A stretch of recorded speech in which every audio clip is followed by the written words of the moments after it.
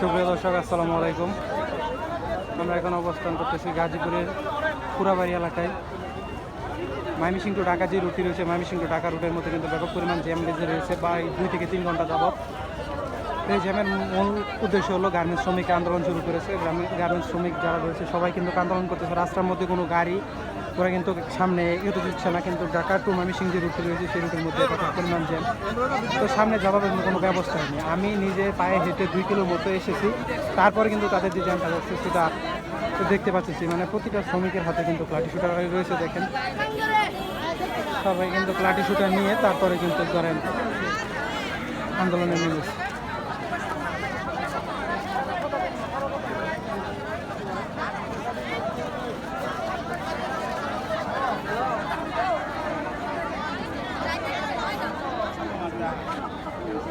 মূলত তাদের দাবি কি?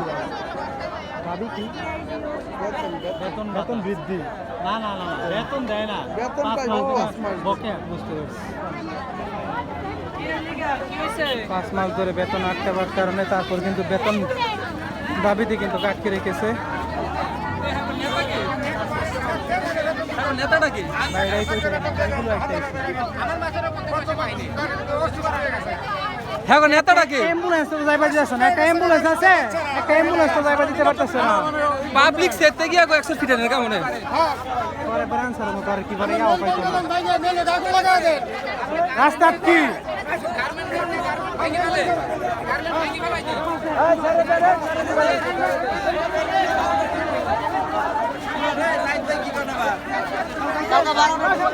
আন্দোলনের ব্যাপক অবস্থা খারাপ।